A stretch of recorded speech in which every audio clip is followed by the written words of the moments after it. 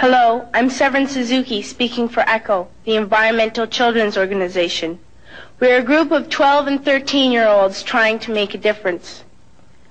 Vanessa Suddy, Morgan Geisler, Michelle Quigg, and me. We've raised all the money to come here ourselves, to come 5,000 miles to tell you adults you must change your ways. Coming up here today, I have no hidden agenda. I am fighting for my future. Losing my future is not like losing an election or a few points on the stock market. I am here to speak for all generations to come. I am here to speak on behalf of the starving children around the world whose cries go unheard. I am here to speak for the countless animals dying across this planet because they have nowhere left to go.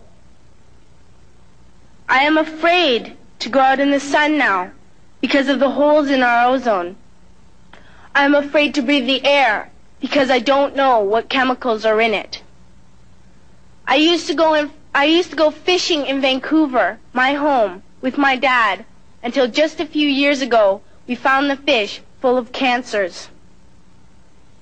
And now we hear of animals and plants going extinct, every day vanishing forever. In my life, I have dreamt of seeing the great herds of wild animals, jungles and rainforests full of birds and butterflies. But now I wonder if they will even exist for my children to see. Did you have to worry of these things when you were my age?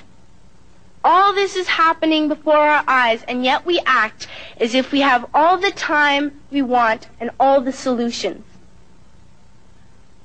I'm only a child, and I don't have all the solutions. But I want you to realize, neither do you. You don't know how to fix the holes in our ozone layer. You don't know how to bring the salmon back up in a dead stream. You don't know how to bring back an animal now extinct. And you can't bring back the forest that once grew where there is now a desert. If you don't know how to fix it, please stop breaking it. Here, you may be delegates of your government, business people, organizers, reporters, or politicians, but really, your mothers and fathers, sisters and brothers, aunts and uncles, and all of you are someone's child. I'm only a child, yet I know we are all part of a family, 5 billion strong. In fact, 30 million species strong. And borders and governments will never change that. I'm only a child, yet I know we are all in this together and should act as one single world towards one single goal. In my anger, I am not blind, and in my fear, I am not afraid of telling the world how I feel. In my country, we make so much waste. We buy and throw away, buy and throw away, buy and throw away, and yet northern countries will not share with the needy. Even when we have more than enough, we are afraid to share. We are afraid to let go of some of our wealth. In Canada, we live the privileged life, with plenty of food, water, and shelter. We have watches, bicycles, computers, and television sets. The list could go on for 2 days. 2 days ago, here in Brazil, we were shocked when we spent time with some children living on the streets. This is what one child told us. I wish I was rich. And if I were, I would give all the street children food, clothes, medicines, shelter, and love and affection. If a child on the streets who has nothing is willing to share, why are we who have everything still so greedy? I can't stop thinking that these are children my own age, that it makes a tremendous difference where you are born.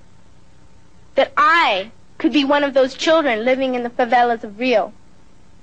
I could be a child starving in Somalia, or a victim of war in the Middle East, or a beggar in India.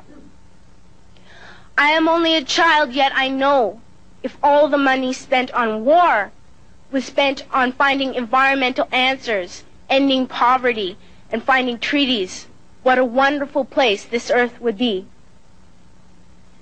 At school, even in kindergarten, you teach us how to behave in the world.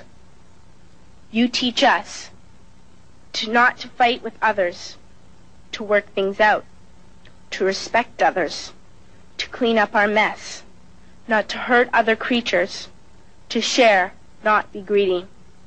Then why do you go out and do the things you tell us not to do? Do not forget why you are attending these conferences, who you're doing this for. We are your own children. You are deciding what kind of a world we are growing up in. Parents should be able to comfort their children by saying, everything's going to be all right. It's not the end of the world, and we're doing the best we can. But I don't think you can say that to us anymore. Are we even on your list of priorities? My dad always says, you are what you do, not what you say. Well, what you do makes me cry at night. You grown-ups say you love us, but I challenge you, please, make your actions reflect your words. Thank you.